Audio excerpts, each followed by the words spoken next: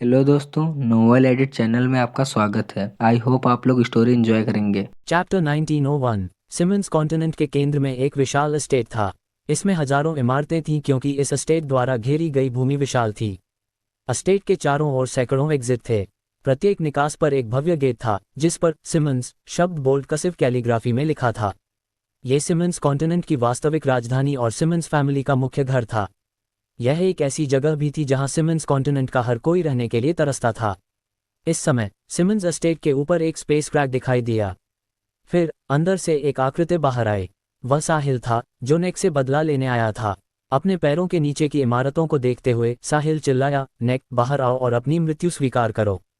उसकी आवाज़ बिजली की गड़गड़ाहट की तरह थी। जैसे ही यह भूमि पर फैली, ये सिमन्स फैमिली के पूरे एस्टेट में गूंज उठी। यह आसपास के क्षेत्र में भी फैल गई। जल्द ही सिमन्स फैमिली ने जवाब दिया, कितनी ढिठाई है। सिमन्स एस्टेट में इतना शोर करने की हिम्मत किसकी हुई? तुम ग्रैंड मास्टर को नाम से भी बुला रहे हो। क्या तुम मरना चाहते हो? तुम चाहते हो कि ग्रैंड मास्टर अपनी मृत्यु स्वीकार करने के लिए बाहर आएं? मुझे लगता है कि तुम्हें पहले मरना चाहिए। एस्टेट के हर कोने से अनगिनत आकृतियां उड़कर बाहर आईं। उन्हें इस व्यक्ति को नीचे गिराना था। उसकी हिम्मत कैसे हुई सिमन्स फैमिली के ग्रैंड मास्टर को अपनी मृत्यु स्वीकार करने के लिए बाहर आने के लिए कहने की? ये सरासर अहंकार था। हालांकि जब वे जमीन से ऊपर उठे ही थे तो उनका स्वागत एक गुस्से भरी चिल्लाहट से हुआ। मैं नेक को ढूंढ रहा हूं, तुम चींटियों को नहीं। मेरे रास्ते से हट जाओ। साहिल के आखिरी शब्द स्वर्ग की दहाड़ की तरह थे। यह एक विशाल हाथ की तरह था जिसने ऊपर उड़ने वाले सभी लोगों को थप्पड़ मारकर नीचे गिरा दिया। Smack smack smack. हर कोई पीछे की ओर उड़ गया और जमीन पर इमारतों से जा टकराया।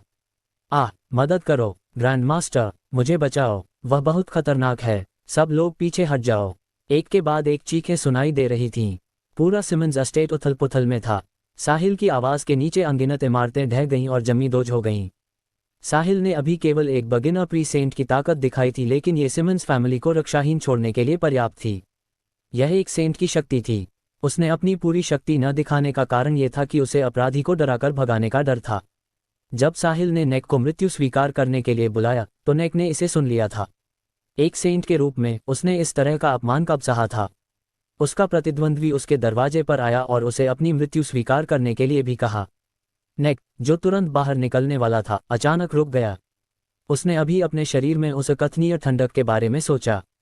जब एक सेंट के शरीर के साथ ऐसा होता है तो यह निश्चित रूप से एक संकेत होता है। यह संभवतः उसके सामने आने वाली तत्काल परेशानियों का जिक्र कर रहा था।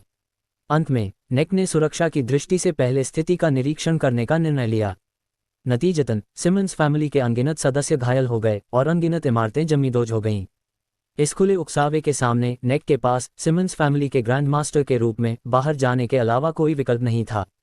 इसके अलावा अगर वह अभी भी बाहर नहीं गया तो उसका पूरा परिवार खत्म हो जाएगा। उसके आत्मविश्वास का मुख्य कारण यह था कि प्रतिद्वंद्वी एक बिगिनर प्री सेंट से ज्यादा कुछ नहीं था। चूंकि वे एक ही स्तर पर थे, नेक डरा नहीं था। यह अभी भी स्पष्ट नहीं था कि कौन जीतेगा। तुम बदमाश, क्या तुम्हें लगता है कि तुम्हारे जैसा कोई मामूली व्यक्ति सिमन्स एस्टेट में मुसीबत खड़ी कर सकता है? अभी इधर आओ, नेक चिल्लाया। बूम! उसका शरीर आसमान में उड़ गया क्योंकि उसने एक सेंट के रूप में अपनी ताकत दिखाते हुए तेज गति से साहिल पर हमला किया। जब उसने नेक का अचानक हमला देखा तो साहिल के होठों पर एक मुस्कान आ गई। चैप्टर 1902 अपराधी आखिरकार सामने आ गया। साहिल अब वह चींटी नहीं था जिसके पास इरिडेसेंट सेक्ट में नेक के खिलाफ विरोध करने का कोई रास्ता नहीं था। नेक सिर्फ एक प्री सेंट था, तो उसने खुद को क्या समझा था जो उसके सामने अहंकार कर रहा था?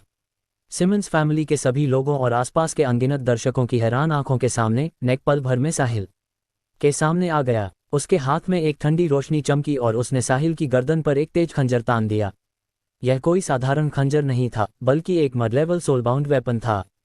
इसके अलावा इस पर एक ऐसे जहर का लेप लगा था जिसे एक सेंट का शरीर भी सहन नहीं कर सकता था। एक बार खून निकलने के बाद एक सेंट की त्वचा उतर जाती और वे अपनी कम से कम 50% युद्ध शक्ति खो देते। साहिल सुन्न सा लग रहा था क्योंकि वह नेक के हमले को खालीपन से देख रहा था। नेक मुस्कुराया जब उसने देखा कि वह सफल होने वाला है। जब तक वह प्रतिद्वंद्वी को चोट पहुंचाता, चाहे वह थोड़ी ही क्यों न हो, वह निस्संदेह आज की लड़ाई जीत जाता। ये पहली बार था जब उसने किसी सेंट के खिलाफ लड़ाई लड़ी थी और वह ऐसी प्रभावशाली जीत हासिल करने वाला था।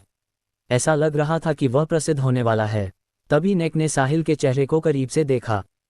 ये व्यक्ति बहुत छोटा है और वह जाना पहचाना लग रहा है। मैंने उसे पहले कहाँ देखा है? जैसे ही नेक ने पीछे याद करने की कोशिश की, खंजर पकड़े हुए उसका बायां हाथ प्रतिद्वंद्वी को छूने ही वाला था, लेकिन उसके प्रतिद्वंद्वी ने अचानक उसकी कलाई पकड़ ली और उसे स्थिर कर दिया। फिर, इससे पहले कि नेक प्रतिक्रिया कर पाता, एक विशाल शक्ति ने उसकी गर्दन पकड़ ली। वह सांस भी नहीं ले पा रहा था और न ही बोल पा रहा था। ओह नहीं! नेक की डरी हुई आंखों के सामने साहिल ने अपनी ट्रू सेंट एनर्जी प्रकट की। इसके बाद इसने नेक के शरीर पर आक्रमण किया और उसकी सेंट पावर को हरा दिया। साथ ही इसने उसके शरीर को भी तेजी से नष्ट कर दिया। हालांकि नेक के पास एक सेंट का शरीर था, वह केवल एक प्री सेंट था। साहिल की शुद्ध true saint rank saint power के तहत ये पलक झपकते ही पूरी तरह से नष्ट हो गया। भले ही एक सेंट खुद को ठीक कर सकता था, लेकिन ठीक होने में लंबा समय लगेगा। नेक का पूरा शरीर ढीला पड़ गया और उसके शरीर में कोई ताकत नहीं बची थी। यह एक लेट ट्रू सेंट का सामना करने वाले एक बिगिनर प्री सेंट का परिणाम था। ये कहना कि नेक एक थोड़ी मजबूत चींटी थी एक अंडरस्टेटमेंट होगी। अगर साहिल ने प्रकट होते ही ट्रू सेंट की ताकत दिखाई होती, तो नेक बाहर आने की हिम्मत नहीं करता, भले ही साहिल उसके पूरे परिवार का सफाया कर देता। वह भागने के लिए जो कुछ भी करना पड़ता वह करता, क्योंकि अंतर बहुत बड़ा था। नेक के जीतने की बिल्कुल भी संभावना नहीं थी। आसमान में नेक के अपंग होने के दृश्य ने देखने वाले सभी लोगों को स्तब्ध कर दिया। यह कैसे संभव है? जी, ग्रैंड मास्टर हार गए। सिमंस फैमिली के लोग बोलने से बहुत डरे हुए थे। मूल रूप से उन्होंने सोचा था कि यह एक भीषण लड़ाई होगी। हालांकि ये बहुत शांति से समाप्त हो गई। नेक का सेंट का शरीर नष्ट हो गया था और अब उसके पास लड़ने की कोई शक्ति नहीं बची थी। साहिल की पकड़ थोड़ी ढीली हुई और नेक आखिरकार सांस ले सका और बोल सका, तुम आखिर कौन हो? तुम एक ट्रू सेंट हो, तो तुम मेरे परिवार के साथ ऐसा व्यवहार क्यों कर रहे हो? हमने तुम्हें कैसे नाराज किया? नेक ने खौफ में पूछा। एक ट्रू सेंट द्वारा इतनी आक्रामक तरीके से हमला किए जाने के बाद उसने अब एक सेंट का अहंकार और व्यवहार नहीं दिखाया। फिलहाल नेक के पास केवल एक ही विचार था, उसे खुद को बचाना था। वह अपनी चोटों से धीरे धीरे उबर सकता था जब तक वह जीवित था। अगर वह गुस्से में दूसरे पक्ष द्वारा मार दिया गया तो उसके पास कुछ नहीं बचेगा। कोई भी स्वेच्छा से मृत्यु का सामना नहीं कर सकता। एक सेंट भी इसका अपवाद नहीं था। नेक के शब्दों ने जमीन पर मौजूद लोगों को अचानक एहसास कराया। कोई आश्चर्य नहीं कि नेक इतनी आसानी से अपंग हो गया। अचानक प्रकट होने वाला ये युवक एक ट्रू सेंट था। चैप्टर 1903। मैंने यह नहीं कहा कि तुम्हारे परिवार ने मुझे नाराज किया है, साहिल ने एक उदास मुस्कान के साथ कहा। नेक को इस तरह की मुस्कान बहुत डरावनी लगी। जब मेरे परिवार ने तुम्हें नाराज नहीं किया तो इसका क्या मतलब है? तुम एक ट्रू सेंट हो, लेकिन तुम इतने बड़े बुली हो। नेक अभी भी साहिल को पहचानने में विफल रहा। यह मुख्य रूप से इसलिए था क्योंकि उसने इसके बारे में सोचने की हिम्मत नहीं की थी। उसने उस समय दूसरे व्यक्ति को चींटी माना था, जबकि दूसरा व्यक्ति अब उसे बदले में चींटी मान रहा था। दोनों के बीच का अंतर इतना बड़ा था कि उन्हें बिल्कुल भी जोड़ा नहीं जा सकता था। किसी भी मामले में नेक ने इरिडेसेंट सेक्ट में मिले उस बच्चे को अपने सामने मौजूद ट्रू सेंट से जोड़ने की हिम्मत नहीं की। सिमंस फैमिली ने मुझे नाराज नहीं किया, लेकिन तुमने किया। मैंने तुम्हें साफ साफ बताया था कि मैं क्या चाहता हूं, और मैंने तुम्हें बिल्कुल शुरुआत में ही बता दिया था। मैंने तुम्हें मरने के लिए बाहर आने के लिए कहा था, इसलिए स्वाभाविक रूप से मैं तुमसे बदला लेने आया हूं। जहां तक दबंग होने की बात है, मुझे परवाह नहीं है कि तुम क्या सोचते हो। तुम वैसे भी हमेशा दूसरों को सताते रहते हो। क्या मैंने तुम्हें नाराज किया है? तुम मुझसे बदला क्यों लेना चाहते हो? मैं पहले बहुत सारे ट्रू सेंट से मिला भी नहीं हूं, तो मैंने तुम्हें कैसे नाराज किया? और मैं नेक मूर्ख नहीं हूं, तो मैं तुम्हारे जैसे ट्रू सेंट को क्यों नाराज करूंगा? क्या मैं ऐसा दिखता हूं कि मैं मरना चाहता हूं? अगर तुम मुसीबत खड़ी करना चाहते हो तो बस कह दो, इन बहानों की कोई जरूरत नहीं है, नेक ने गुस्से में कहा। वह ऐसे बोला जैसे उसके साथ अन्याय हुआ हो। उसका मन वाकई में अभी भी भ्रम की स्थिति में था। उसने सोचा था कि उसका प्रतिद्वंद्वी उसी स्तर का एक प्री सेंट है, जिसका मतलब था कि वह वापस लड़ सकता था। अप्रत्याशित रूप से जैसे ही वह आगे बढ़ा, दूसरे पक्ष ने बिना एक शब्द कहे उसे सीधे अपंग कर दिया। ऐसे अनुचित ट्रू सेंट का सामना करते हुए नेक ने भी असहाय महसूस किया। अब उसका सेंट का शरीर पूरी तरह से नष्ट हो गया था, इसलिए भले ही वह जीवित बच गया, उसे ठीक होने में संभवतः लंबा समय लगेगा। नेक, मुझे ध्यान से देखो। क्या तुम मुझे पहचान नहीं सकते? कितना समय बीत गया है? क्या एक सेंट की याददाश्त इतनी खराब होती है? साहिल ने फिर से पूछा। मैं नहीं पहचानता। क्या तुम्हें लगता है कि मैं इस मोड़ पर झूठ बोलूंगा? नेक ने पलटकर जवाब दिया। जीवित रहने के लिए वह उन दोनों के बीच की गलतफहमी को याद करने की कोशिश करने के लिए साहिल का निरीक्षण कर रहा था। हालांकि नेक को यकीन था कि उसने पहले कभी ऐसे युवा ट्रू सेंट को नाराज नहीं किया था या उससे नहीं मिला था। जैसा कि उसने कहा, वह मूर्ख नहीं था, तो वह एक ट्रू सेंट को क्यों नाराज करेगा? क्या वह मौत को दावत देना नहीं होगा? जब वह किसी ट्रू सेंट से मिलता तो वह रास्ते से हट जाता, उन्हें नाराज करने की बात तो दूर की है। नेक का जवाब सुनने के बाद साहिल के चेहरे से मुस्कान धीरे धीरे गायब हो गई। चूंकि नेक को याद नहीं था तो वह इतना लंबा नहीं खींचेगा। ऐसा इसलिए था क्योंकि साहिल सिमंस फैमिली के ठीक हो रहे ट्रू सेंट को जागते हुए महसूस कर सकता था। संभव था कि वह जल्द ही बाहर आ जाए। इसलिए साहिल ने शीतलता के संकेत के साथ कहा, नेक, ऐसा लगता है कि तुम वाकई भुलक्कड़ हो। तुम मुझे इतनी जल्दी भूल गए, इसलिए मुझे तुम्हें थोड़ा संकेत देना होगा। क्या तुम इरिडेसेंट सेक्ट में होने पर बहुत अहंकारी और बैड एसेस नहीं बन रहे थे? तुमने कुछ ऐसा कहा था कि सेंट्स का अपमान नहीं किया जा सकता। तुम मजबूत नहीं हो, लेकिन तुम्हारा गुस्सा बहुत बड़ा है। तुम सिर्फ एक प्री सेंट हो, लेकिन तुम ऐसे व्यवहार करते हो जैसे तुम एक सेक्रेड सेंट हो। सेलेस्ट को तुम्हारी वजह से भेज दिया गया था। तुम सेलेस्ट को वह करने के लिए मजबूर करने के लिए मेरी जान का इस्तेमाल भी करना चाहते थे जो वह नहीं करना चाहती थी, याद है? जैसे जैसे साहिल ने धीरे धीरे अधिक विवरण प्रकट किए, नेक की पुतलियां धीरे धीरे फैलने लगीं। The iridescent sect. उसने आखिरकार उस बच्चे के बारे में सोचा जिसका सेलेस्ट के साथ करीबी रिश्ता था। उस समय वह उसे मारने जा रहा था, लेकिन उसे एक शक्ति द्वारा रोक दिया गया था। उसने कई बार कोशिश की, लेकिन वह फिर भी सफल नहीं हुआ।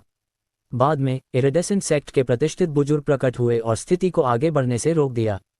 ध्यान से याद करने और अपने दिमाग में मौजूद आकृति के साथ अपने सामने वाले व्यक्ति को जोड़ने के बाद वे एक ही व्यक्ति लग रहे थे। चैप्टर 1904। ये कैसे संभव है? नेक का दिल कांप गया और उसके चेहरे पर अविश्वास का भाव आ गया। वह बच्चा जिससे वह इरिडेसेंट सेक्ट में मिला था, वह सिर्फ एक रूलर रैंक का था।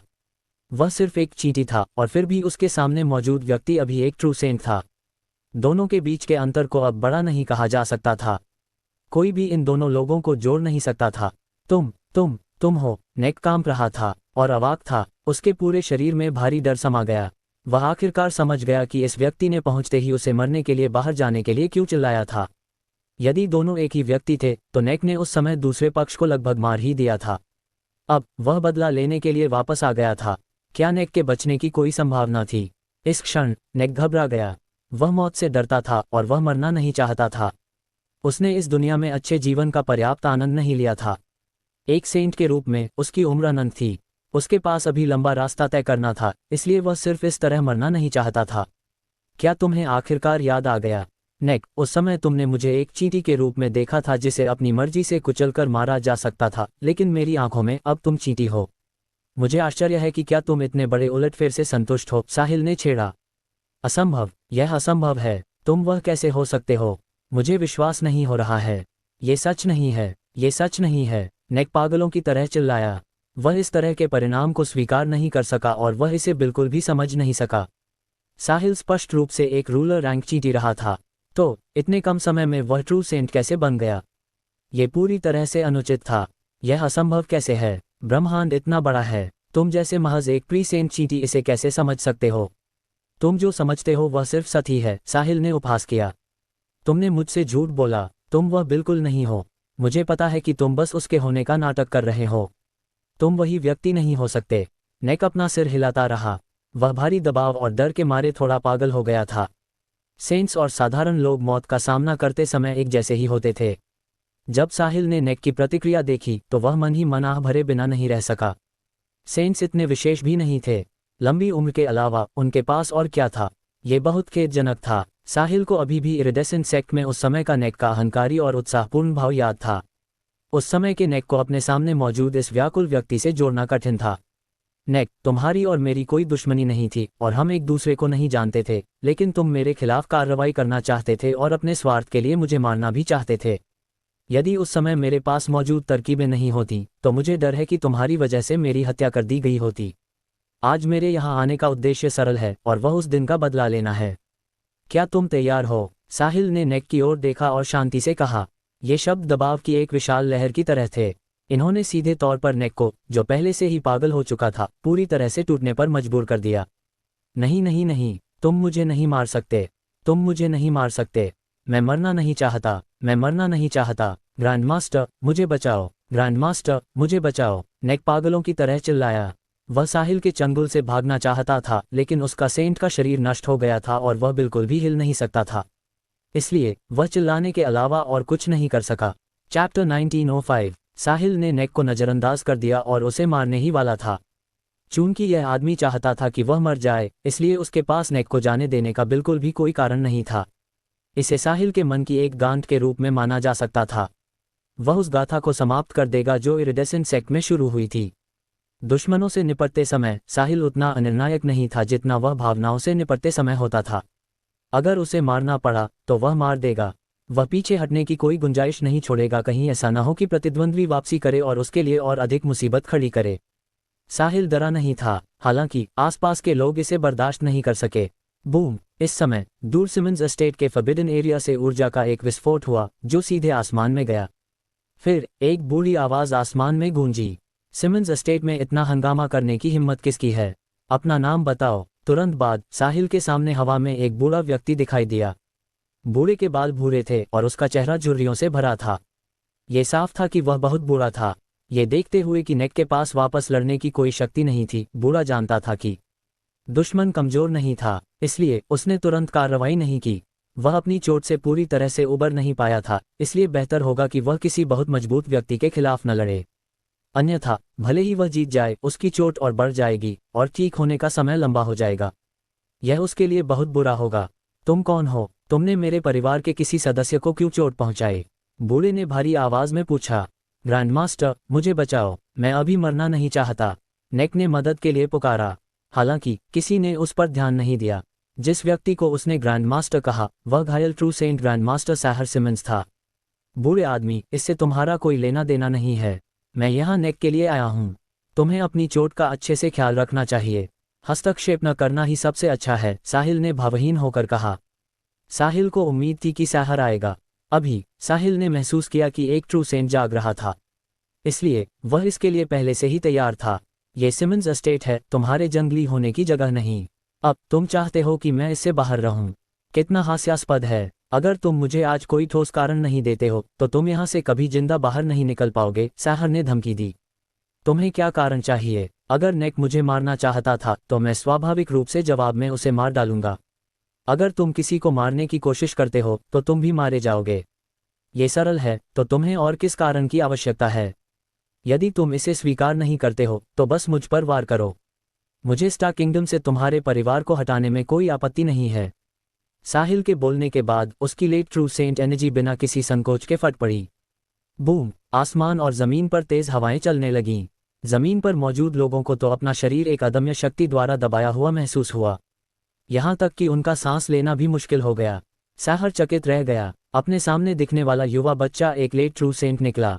चूंकि वह नेक को स्थिर कर सकता था, साहर जानता था कि यह व्यक्ति कमजोर नहीं था। हालांकि उसने साहिल के इतना मजबूत होने की कल्पना नहीं की थी। एक लेट ट्रू सेंट, पूरे स्टार किंगडम में उनमें से बहुत से नहीं थे। ऐसा युवा ट्रू सेंट कब बाहर आया? क्या ऐसा इसलिए है क्योंकि मैं इतने लंबे समय से एकांतवास और स्वास्थ्य लाभ में हूं कि समय बदल गया है? साहर को लगा कि वह इस बार जबरदस्ती बाहर आने के बाद दुनिया से अपनी पकड़ खोने वाला है। मेरे दोस्त, क्या हम कृपया बात कर सकते हैं? नेक मेरे परिवार का स्तंभ है, इसलिए कृपया दयालु बने। यदि उसने किसी भी तरह से आपको नाराज किया है तो मैं उसकी ओर से माफी मांगता हूँ। क्यों ना हम बैठकर इस बारे में बात करें? साहर नर्म पड़ गया। सिमंस फैमिली ने आखिरकार एक और सेंट पैदा किया था, इसलिए वह इस तरह नहीं मर सकता था, अन्यथा सिमंस फैमिली का दर्जा बहुत गिर जाएगा। माफी मांगना? बूढ़े आदमी, तुम बहुत मासूम हो। अगर मुझे माफी चाहिए होती तो चीजें यहाँ तक कैसे पहुँचती? नेक को मरना ही होगा। जहाँ तक तुम्हारी बात है, तुम जो भी करोगे मैं उसका डटकर मुकाबला करूंगा। साहिल अडिग था। ये देखते हुए कि दूसरा पक्ष इतना जिद्दी था, साहर भी थोड़ा चिंतित हो गया। मेरे दोस्त, क्या तुम इस तरह व्यवहार करके थोड़े दबंग नहीं बन रहे हो? चैप्टर 1906। मैं दबंग बन रहा हूँ? क्या नेक अक्सर ऐसा नहीं करता? सिर्फ इसलिए कि वह एक सेंट है, वह सोचता है कि वह अपने आसपास के हर किसी की उपेक्षा कर सकता है, साहिल ने उपहास किया। तुम बदमाश, तुमने क्या किया? उससे अभी माफी मांगो, साहर नेक पर चिल्लाया। मुझे खेद है मेरे प्रभु, मैं गलत था, कृपया मुझे जाने दें। मैं फिर कभी ऐसा करने की हिम्मत नहीं करूंगा। नेक ने जल्दी से माफी मांगी। मैंने तुमसे कहा था कि यह बेकार है। नेक को आज मरना ही होगा। मेरे दोस्त, क्या तुम बैटल ऑफ द सेंट्स शुरू करने की कोशिश कर रहे हो? साहर थोड़ा अधीर हो गया। वह सच में अभी नहीं लड़ सकता था, अन्यथा वह साहिल से नहीं डरता। हालांकि उसे उम्मीद नहीं थी कि उसकी विनम्रता प्रतिद्वंद्वी को और भी अधिक आक्रामक बना देगी। जो भी हो, साहिल थूकते हुए बोला। फिर उसने उस सेंट की शक्ति में विस्फोट कर दिया जिसे उसने नेक के शरीर में डाला था। एक सेंट के शरीर की भी ताकत और कमजोरियां होती थीं। एक प्री सेंट का शरीर केवल एक प्री सेंट की शक्ति को सहन कर सकता था। अब जब साहिल ने एक ट्रू सेंट की शक्ति में विस्फोट किया तो नेक का शरीर नग्न आंखों से दिखाई देने वाली गति से बिखरने लगा। साथ ही नेक की माइंड पावर साहिल की बहुत मजबूत माइंड पावर से पूरी तरह हार गई। उनकी माइंड पावर बिल्कुल भी एक ही स्तर पर नहीं थी। नेक के मुंह से एक खौफनाक चीख निकली, जी ग्रैंड मास्टर, बचाओ, मुझे बचाओ। रुक कर वाक्य पूरा करने के बाद उसका शरीर गायब हो गया। साहिल के हाथों एक प्री सेंट का पतन हो गया था। बूम! आसमान में बिजली और गड़गड़ाहट का धमाका हुआ। तुरंत बाद हवा चलने लगी और भारी बारिश होने लगी। बूह! उदासी का एहसास हर कोने में फैल गया। एक सेंट स्वर्ग और पृथ्वी द्वारा मान्यता प्राप्त एक पावर हाउस था। वे स्वर्ग जितनी लंबी उम्र जी सकते थे और सूर्य और चंद्रमा के साथ चमक सकते थे। जब एक सेंट का पतन होता है तो स्वर्ग और पृथ्वी भी उनके लिए शोक मनाते और रोते हैं। ये तूफान केवल सिमंस कॉन्टिनेंट पर नहीं हो रहा था, ये पूरे स्टार किंगडम के सभी ग्रहों और महाद्वीपों पर एक ही समय में दिखाई दिया। अभी कई जगहों पर सूरज चमक रहा था। हालांकि पलक झपकते ही इस तूफान ने धरती को अपनी चपेट में ले लिया। जब कुछ सामान्य से हटकर होता था तो निश्चित रूप से कुछ गलत होता था। साधारण लोग शायद पूरी तरह से न समझ पाए हों कि क्या हुआ, लेकिन कुछ पावर हाउस जानते थे। इरिडेसेंट कॉन्टिनेंट पर इरिडेसेंट सेक्ट के अंदर संप्रदाय की प्रमुख नोवा ने अभी संप्रदाय के तुच्छ मामलों को संभालना समाप्त किया था। बूम! उनके कानों में बिजली की एक तेज गड़गड़ाहट गूंजी। नोवा चकित रह गईं। यह क्या है? वह जल्दी से कमरे से बाहर निकलीं और आसमान में चली गईं। बूह! उदास भावनाएं दुनिया के हर कोने में भर गईं। एक तूफान आ रहा था। हालांकि जब बारिश की सारी बूंदें उन पर गिरने वाली थीं तो उन्हें एक अदृश्य शक्ति द्वारा रोक दिया गया और सीधे मिटा दिया गया। नोवा ने बारिश की एक बूंद को पकड़ने के लिए अपना हाथ बढ़ाया। जैसे ही उन्होंने स्वर्ग और पृथ्वी की उदासी को महसूस किया, उनका पूरा शरीर कांप उठा। वह अपनी हथेली में बारिश की बूंद को टकटकी लगाकर देखने लगीं। एक सेंट का पतन हुआ है। ऐसा कैसे हो सकता है? स्टार किंगडम में किसी सेंट की मृत्यु हुए कितने दसियों हजार साल बीत चुके हैं। अचानक कोई क्यों मरेगा? वह कौन हो सकता है? अचानक उन्होंने कुछ सोचा और उनकी पुतलियां तुरंत फैल गईं। क्या वह नेक हो सकता है? Chapter 1907 star kingdom, central sacred continent का केंद्र। यही वह जगह थी जहां सेंट्स एसोसिएशन थी। एक छोटा झुका हुआ गंजा बूढ़ा आदमी हवा में खड़ा था, तूफान को अपने ऊपर से गुजरने दे रहा था और दुनिया में व्याप्त उदास माहौल को महसूस कर रहा था। भले ही वह बहुत आकर्षक नहीं दिखता था और थोड़ा अजीब भी था, उसका दर्जा बहुत ऊंचा था। वह स्टार किंगडम के नियम बनाने वालों में से एक था और स्टार किंगडम का नंबर 1 व्यक्ति था, सिड ग्रिजवोल्ड, जो सेंट्स एसोसिएशन का प्रमुख था। किसी के लिए भी ऐसे अजीब दिखने वाले बूढ़े व्यक्ति को स्टार किंगडम के नंबर 1 और सेंट्स एसोसिएशन के प्रमुख से जोड़ना मुश्किल होगा। इसके बावजूद यही सच था। इस क्षण सिड की आंखों में ठंडी चमक आ गई। यहां तक कि स्वर्ग और पृथ्वी के बीच की बिजली और गड़गड़ाहट भी उसके सामने कुछ नहीं थी। बारिश ने सीधे तौर पर उसे छोड़ दिया और दूसरी जगहों पर गिर गई। एक सेक्रेड सेंट की शक्ति बहुत भयानक थी। सिड स्वाभाविक रूप से जानता था कि यह अचानक आया तूफान क्या दर्शाता है। किसी ने सेंट्स एसोसिएशन द्वारा निर्धारित नियमों का उल्लंघन करने की हद पार कर दी थी। न केवल उन्होंने निजी तौर पर बैटल ऑफ द सेंट्स को उकसाया, बल्कि उन्होंने एक सेंट को मारने की हिम्मत भी की। ऐसा दृष्टिकोण सेंट्स एसोसिएशन के लिए एक उकसावा था। सेंट्स एसोसिएशन के प्रमुख के रूप में सिड इस तरह के आंतरिक घर्षण को होने की अनुमति नहीं देगा। प्रत्येक सेंट स्टार किंगडम का एक रत्न था। कोई भी आकस्मिक मृत्यु स्टार किंगडम के लिए एक बड़ी क्षति होगी। सेंट्स एसोसिएशन ने बैटल ऑफ द सेंट्स पर प्रतिबंध लगाने का कारण ये था कि भारी नुकसान और अनगिनत साधारण लोगों की मौतों को रोकने के अलावा सेंट स्टार किंगडम की सबसे महत्वपूर्ण स्थिर शक्ति भी थे। लड़ाइयों की बार बार होने वाली घटनाओं से स्टार किंगडम अपनी स्थिर शक्तियों को खो देगा। यह एक सभ्यता के लिए अच्छी बात नहीं थी। एक बार जब अन्य सभ्यताओं ने उन पर आक्रमण किया तो परिणाम बहुत गंभीर होंगे। ऐसा लग रहा था कि इन लोगों को चेतावनी देनी होगी। हाल ही में उनमें से कुछ ऐसे थे जो अशांत होने लगे थे, खासकर ज़ेनॉन पैल्मो के नेतृत्व वाली एक निश्चित ताकत। सिड ने किसी को पुकारा। तुरंत एक मध्यम आयु वर्ग का व्यक्ति उसके सामने प्रकट हुआ। उसने थोड़ा झुककर कहा, लॉर्ड सिड, क्या हाल ही में कोई बड़ी घटना हुई है? सिड ने पूछा, मेरे प्रभु, वेस्ट एंड में अचानक 2 बहुत युवा ट्रू सेंट्स दिखाई दिए। एक का नाम साहिल और दूसरे का नाम साहिल 2 है। वे दोनों बहुत मजबूत हैं। उन्होंने शून्य में लड़ाई के बाद पैल्मो फैमिली के टाई और लाइटफुट फैमिली के कॉस्मो को सफलतापूर्वक हरा दिया। मध्यम आयु वर्ग के व्यक्ति ने जवाब दिया। ओह, 2 युवा ट्रू सेंट्स अचानक दिखाई दिए। वे टाई और कॉस्मो को भी हरा सकते थे। साहिल और साहिल 2, उनके बीच क्या रिश्ता है? क्या सेंट्स एसोसिएशन के पास उनके बारे में कोई जानकारी है? अफवाहों के अनुसार वे बहुत समान दिखते हैं, इसलिए उन्हें जुड़वां भाई होना चाहिए, और सेंट्स एसोसिएशन के पास उनके बारे में कोई जानकारी नहीं है। मुझे संदेह है कि वे उन हस्तियों में से एक होंगे जो स्वस्थ होने के लिए एकांतवास में रह रहे थे। ठीक होने के बाद वे धीरे धीरे बाहर आने लगे हैं। तो चलिए अभी उनके बारे में चिंता न करें। सबसे पहले पता लगाओ कि अभी क्या चल रहा है, किसकी मृत्यु हुई और किसने उन्हें मारा, इसका कारण क्या है और क्या इससे साधारण लोगों को कोई नुकसान हुआ है। तुम्हें मेरे लिए सब कुछ पता लगाना होगा। मैं देखना चाहता हूं कि किसकी हिम्मत हुई सेंट्स एसोसिएशन के नियमों का उल्लंघन करने और बैटल ऑफ द सेंट्स को उकसाने की। सिड गुस्से में अपनी मूंछें मरोड़ते हुए गुर्राया। जी मेरे प्रभु, मध्यम आयु वर्ग के व्यक्ति ने उत्तर दिया। जाओ, मैं जल्द से जल्द जवाब चाहता हूं। अगर मैंने इस बार कुछ नहीं किया तो मुझे डर है कि ये लोग भविष्य में और अधिक ढीठ हो जाएंगे। जी मेरे प्रभु, मध्यम आयु वर्ग के व्यक्ति के जवाब देने के बाद उसका शरीर गायब हो गया। सिड ने अपनी झुकी हुई कमर सीधी की, आसमान की ओर देखा और अपनी भौहें सिकोड़ लीं। उसकी आंखें अंतहीन दूरियों को देखने में सक्षम लग रही थीं, ऐसी चीजें देख रही थी जो दूसरे नहीं देख सकते थे। नेक की मृत्यु ने एक तूफान शुरू किया जो पूरे स्टार किंगडम में 1 मिनट तक चला। जब ये हो रहा था, हवा में एक उदासी छाई रही। स्वर्ग और पृथ्वी एक सेंट की मृत्यु पर रो रहे थे। जब सभी प्रमुख शक्तियों ने ये देखा तो वे कयास लगाने लगे। साथ ही वे ये देखने के लिए पूछताछ कर रहे थे कि किसकी मृत्यु हुई है और कौन सेंट्स एसोसिएशन को उकसाने के लिए इतना साहसी था।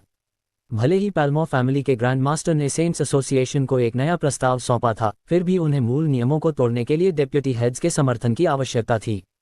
चैप्टर 1908, इसे अभी तक मंजूरी नहीं मिली थी, है ना? इसलिए यदि किसी ने अभी खुलेआम सेंट्स एसोसिएशन को उकसाने की हिम्मत की है तो इसका मतलब है कि वे सेंट्स एसोसिएशन को नीची नज़र से देख रहे थे। सच कहूं तो अगर सेंट्स की आपस में कोई दुश्मनी हो तो उनका आपस में लड़ना ठीक था। जब तक वे इसे शून्य में करते तब तक इससे बहुत अधिक नुकसान नहीं होता। ठीक वैसे ही जैसे साहिल और टाई और साहिल 2 और कॉस्मो। सेंट्स एसोसिएशन इसके लिए अपनी एक आंख बंद कर लेता। हालांकि इस बार एक सेंट की मृत्यु हो गई जिससे भारी हंगामा हुआ, इसलिए सेंट्स एसोसिएशन इसकी अनुमति नहीं दे सका। किसी को पता होना चाहिए कि सेंट्स एसोसिएशन की स्थापना के बाद स्टार किंगडम में बहुत लंबे समय से किसी सेंट की मृत्यु नहीं हुई थी। ये घटना एक मिसाल के रूप में काम करती थी, इसलिए सेंट्स एसोसिएशन निश्चित रूप से स्टार किंगडम की अन्य शक्तियों को चेतावनी देने के लिए एक उदाहरण पेश करेगा। नेक को मारने के बाद साहिल तुरंत नहीं गया। वह शांति से अपनी जमीन पर खड़ा रहा। वह बूढ़े आदमी के गुस्से को महसूस कर सकता था और बूढ़े आदमी के कार्रवाई करने का इंतजार कर रहा था। चूंकि वह यहाँ बदला लेने आया था, साहिल भविष्य की सभी परेशानियों को खत्म कर देगा। अगर साहिल जाना चाहता तो साहर उसे रोक नहीं पाता। भले ही साहिल चला जाता, सिमंस फैमिली उसे खोजने के लिए वह सब कुछ करती जो वे कर सकते थे। तो फिर परेशानी क्यों? भले ही साहिल महसूस कर सकता था कि यह बूढ़ा आदमी कितना शक्तिशाली था, वह डरा नहीं था। चूंकि वह एक पीक ट्रू सेंट था और उसके पास 2 सोल बाउंड वेपन्स की मदद भी थी, उसने ये जुआ खेलने की हिम्मत की। इसके अलावा ये बूढ़ा आदमी अभी भी घायल था। वे दोनों चुपचाप हवा में खड़े रहे। साहर ने कुछ नहीं किया, इसलिए साहिल ने भी कुछ नहीं किया। साहिल का सिद्धांत था कि यदि दूसरा पक्ष उसका अपमान नहीं करता तो वह उनका अपमान नहीं करेगा। हालांकि यदि दूसरा पक्ष ऐसा करता तो वह उन्हें मार देता।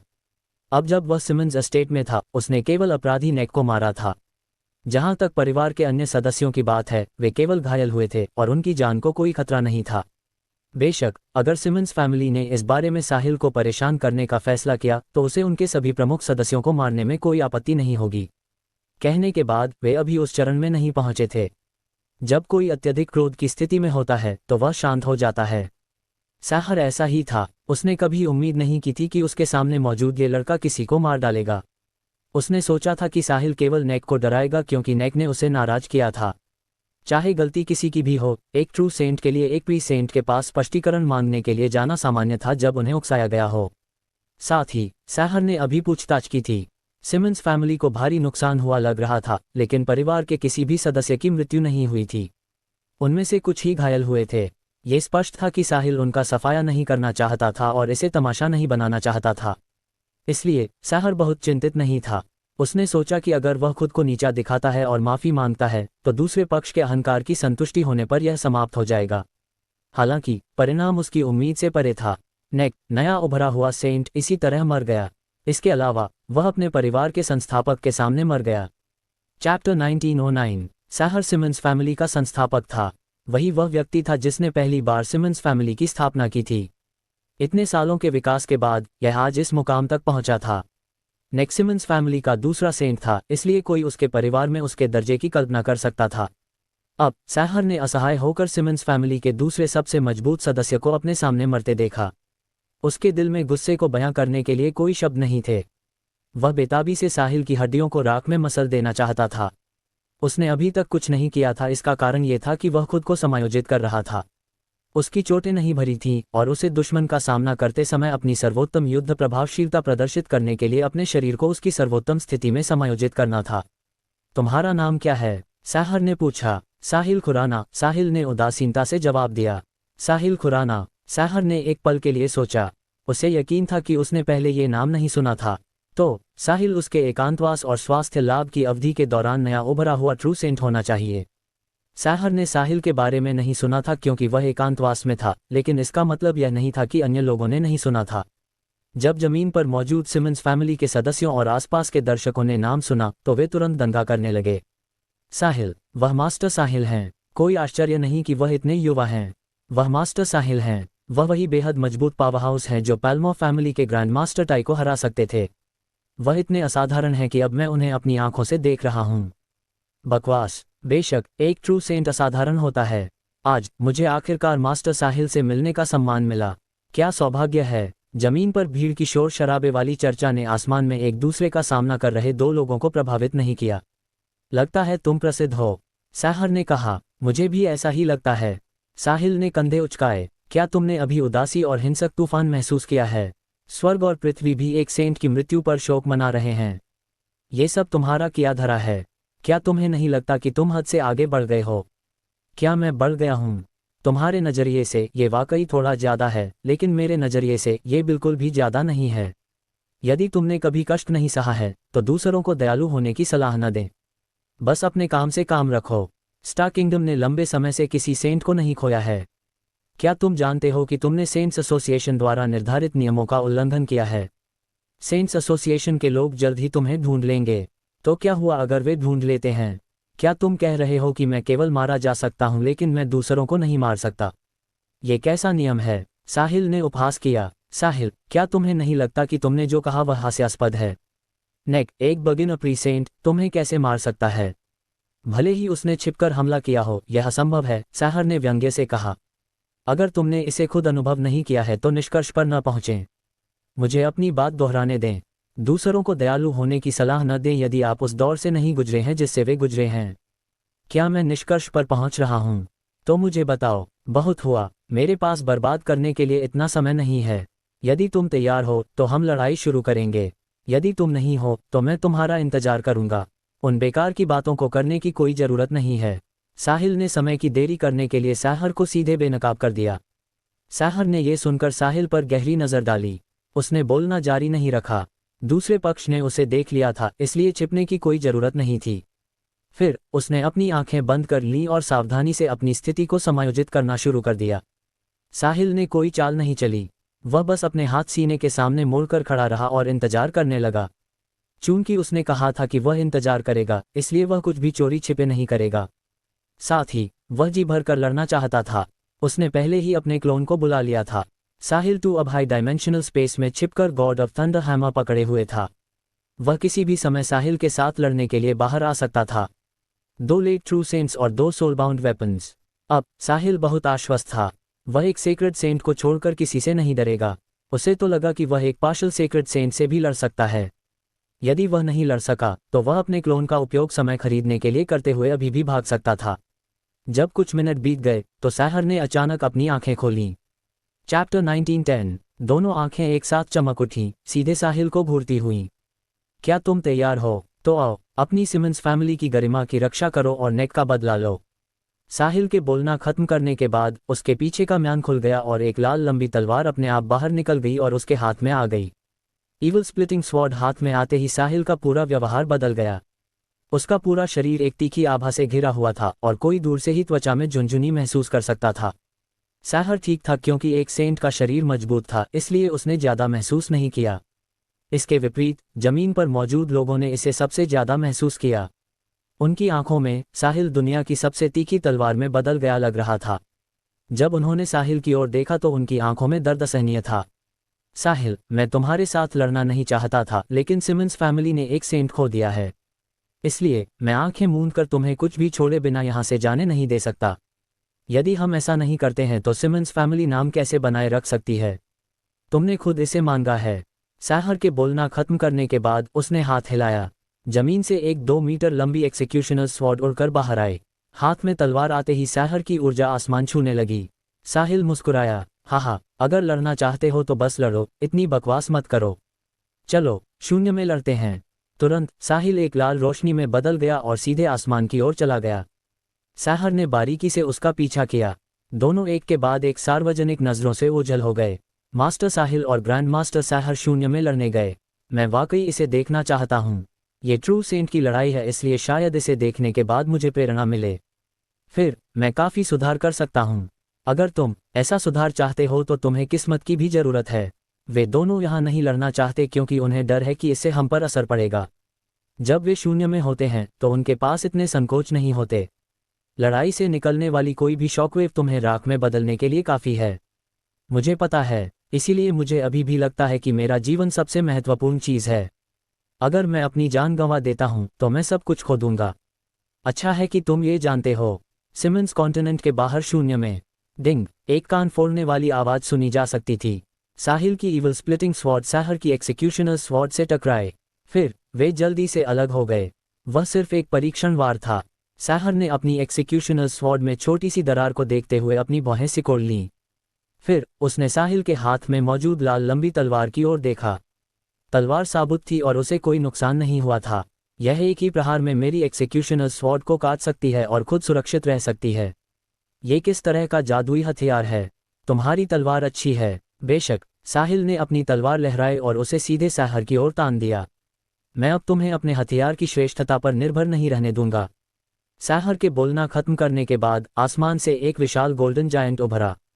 यह अटर्नल गोल्डन बॉडी थी। उसने साहिल से आमने सामने की लड़ाई न करने का फैसला किया, बल्कि दूर से हमला करने का फैसला किया। साहिल ने स्वाभाविक रूप से कमजोरी नहीं दिखाई। मेरे पास भी एक है। 2 विशाल सुनहरे दैत्य शून्य में गर्व से खड़े थे। साहर की अटर्नल गोल्डन बॉडी साहिल की तुलना में थोड़ी बड़ी थी। दूसरे शब्दों में, उसका स्तर साहिल से ऊंचा था। हालांकि वह ठीक नहीं हुआ था, इसलिए वह अपनी पूरी शक्ति नहीं लगा सकता था।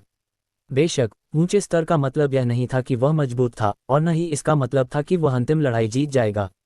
इसके अलावा अन्य कारक भी थे। उदाहरण के लिए, हथियार। चैप्टर 1911। साहर और साहिल दोनों ने एटर्नल गोल्डन बॉडी धारण की। लंबी दूरी के हमले शुरू करने का यह सबसे अच्छा तरीका था। जब वह मिल्की वे गैलेक्सी में था, साहिल ने पहली बार एटर्नल गोल्डन बॉडी का उपयोग तब किया था जब उसने एटर्नल रेल्म को पार किया था। अपनी तलवार के एक ही प्रहार से उसने मिल्की वे और बीस्ट गैलेक्सी के बीच की दूरी को पार कर लिया था और 9 हेडेड सर्पेंट के सिरों में से एक को काट दिया था। साहर साहिल से करीब से नहीं लड़ना चाहता था क्योंकि उसे डर था कि हथियार के मामले में उसे नुकसान उठाना पड़ेगा। इसलिए वह केवल इसी तरह लड़ सकता था। मुख्य कारण यह था कि उसकी चोट ठीक नहीं हुई थी और उसे नुकसान उठाना पड़ता। बेशक, वह साहिल से निपटने के लिए अपना सब कुछ झोंकने को तैयार नहीं था। एक सेंट अपने जीवन से प्यार करता है। लंबी उम्र को कोई मना नहीं करेगा।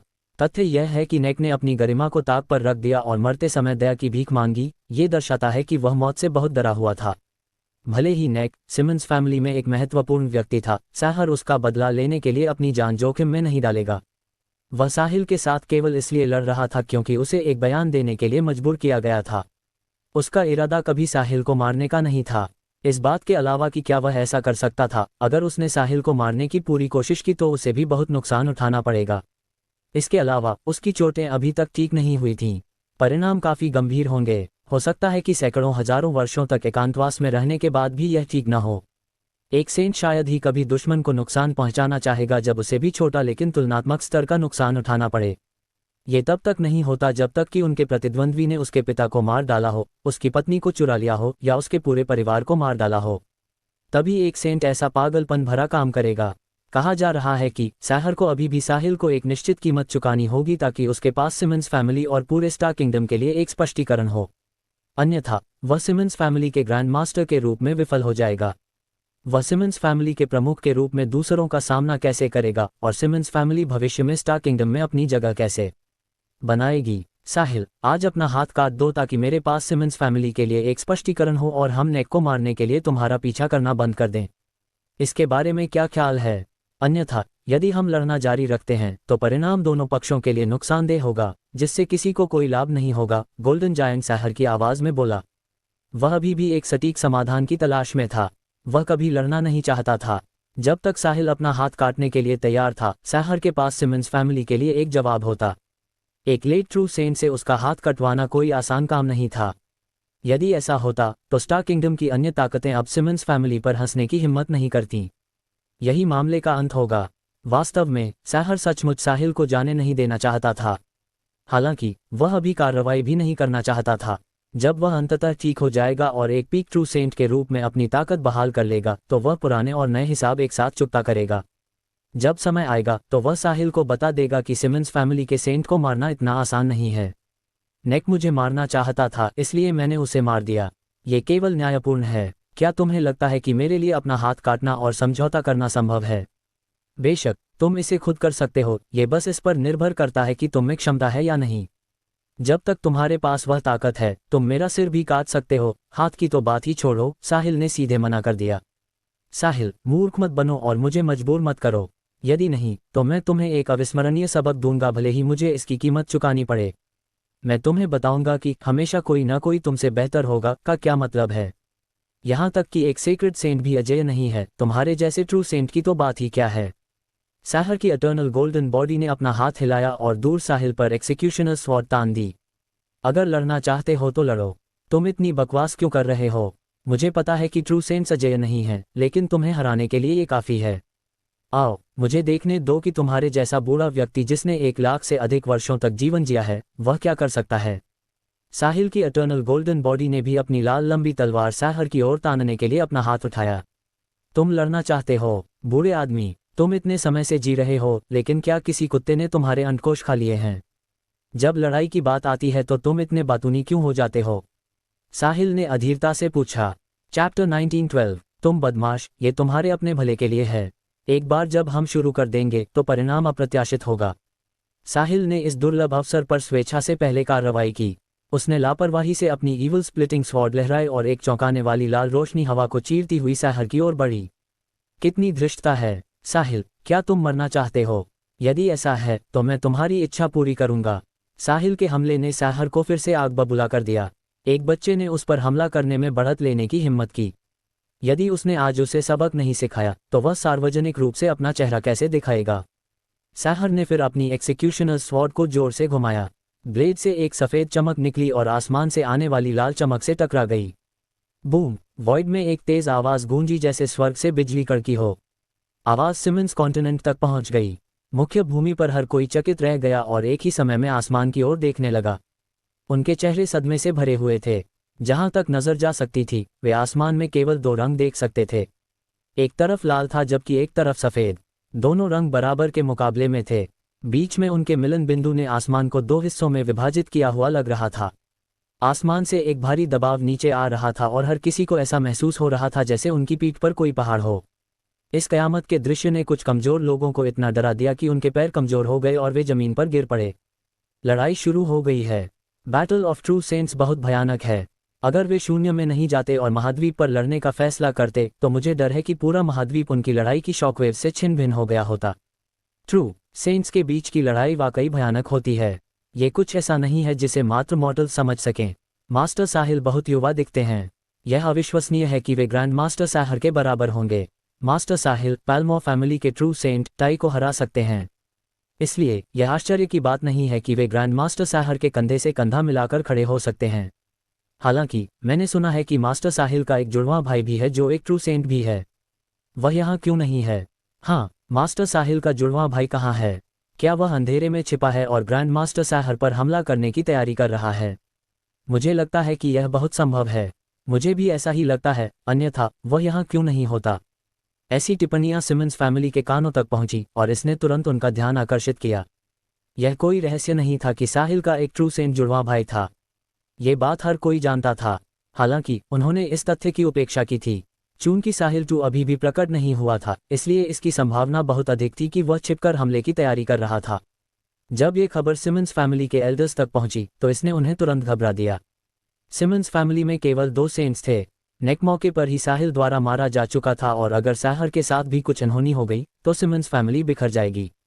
सेंट्स की सुरक्षा के बिना वे सिमंस कॉन्टिनेंट भी खो सकते हैं। इसके अलावा ग्रैंड मास्टर की चोटें अभी तक ठीक नहीं हुई थीं। अगर साहिल के साथ लड़ते समय किसी अन्य ट्रू सेंट ने उन पर हमला किया तो परिणाम भयावह होंगे। चैप्टर 1913 मेरे प्रभु, हमें क्या करना चाहिए? सिमंस फैमिली के वरिष्ठों में से एक ने घबराहट में पूछा। बाकी परिवार ने चिंता में देखा। ये लड़ाई सिमंस फैमिली के जीवन और मृत्यु से संबंधित थी, इसलिए उन्हें इस पर ध्यान देना ही था। वे सभी एक ही नाव पर सवार थे, इसलिए वे एक साथ गिरेंगे और उठेंगे। ग्रैंडमास्टर पूरे समय अपनी चोटों से उबर रहे हैं। उन्हें पता भी नहीं था कि साहिल का एक ट्रू सेंट जुड़वां भाई है। अगर साहिल 2 सच में छिपकर हमला करता है तो वे खतरे में पड़ सकते हैं। ग्रैंडमास्टर को इस बारे में बताएं और उन्हें तैयार होने दें, बस एहतियात के तौर पर, सिमंस फैमिली के प्रमुख ने भारी आवाज में कहा। लेकिन ग्रैंडमास्टर शून्य में लड़ रहे हैं जहां लड़ाई की शॉकवेव्स हमें मार सकती हैं, इसलिए हम उनके करीब बिल्कुल नहीं जा सकते। हम उन तक खबर कैसे पहुंचा सकते हैं? तुम्हें उन्हें बताना ही होगा, चाहे जो भी कीमत चुकानी पड़े। यह मामला न केवल ग्रैंडमास्टर की सुरक्षा से संबंधित है बल्कि सिमंस फैमिली के उत्थान और पतन से भी जुड़ा है। आओ हम साथ चलते हैं। हमें ग्रैंडमास्टर को साहिल की चाल के बारे में बताना होगा। लेकिन कोई कुछ कहना चाहता था। तुरंत सिमंस फैमिली के प्रमुख ने उन्हें बीच में ही रोक दिया। कोई लेकिन नहीं, अगर ग्रैंडमास्टर को कुछ होता है तो पूरा सिमंस फैमिली बर्बाद हो जाएगा। इस समय हमें कठिनाइयों से उबरने के लिए मिलकर काम करना चाहिए।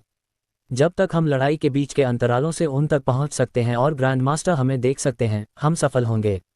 आओ चलते हैं। तुम सबको मेरे साथ आना चाहिए, जबकि जो कोई भी नहीं जाएगा उस पर राजद्रोह का आरोप लगाया जाएगा।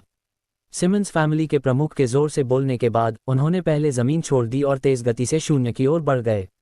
सिमंस फैमिली के अन्य मुख्य सदस्यों ने ये देखा और महसूस किया कि परिवार का मुखिया भी एक उदाहरण पेश कर रहा था। इसके अलावा वे राजद्रोह का अपराध सहन नहीं कर सकते थे। वे सभी उनका अनुसरण करने लगे और मुखिया के पदचिन्हों पर चलते हुए शून्य की ओर दौड़ पड़े। दूर से देखने पर सिमंस फैमिली के खंडहरों के ऊपर सैकड़ों आकृतियां देखी जा सकती थीं। वे रोशनी की किरणों में बदल गए और सीधे आसमान की ओर बढ़ गए। सिमंस कॉन्टिनेंट से परे शून्य में साहर जानता था कि साहिल जैसा निडर युवक अपनी शुरुआती चोट के बाद कुछ नुकसान सहे बिना हार नहीं मानेगा। उसने समझाना जारी नहीं रखा और अपने हाथ में एक्सिक्यूशनर स्वॉर्ड को पागलों की तरह लहराना शुरू कर दिया। ब्लेड से सफ़ेद रोशनी की एक लकीर निकली और साहिल की ओर उड़ गई। साहर को इस बात का कोई अंदाजा नहीं था कि सिमंस फैमिली का मुख्य हिस्सा परिवार के मुखिया के नेतृत्व में शून्य की ओर बढ़ रहा था। वे उसे एक ऐसा संदेश भेजना चाहते थे जो लड़ाई के नतीजे को बदल सके। दुर्भाग्य से साहर के हमलों ने सिमंस फैमिली के मुख्य हिस्से पर भारी दबाव डाला। जब साहर ने हमला करना शुरू किया तो साहिल ने कमजोरी नहीं दिखाई। उसने अपने हाथ में ईवल स्प्लिटिंग स्वॉर्ड भी लहराए।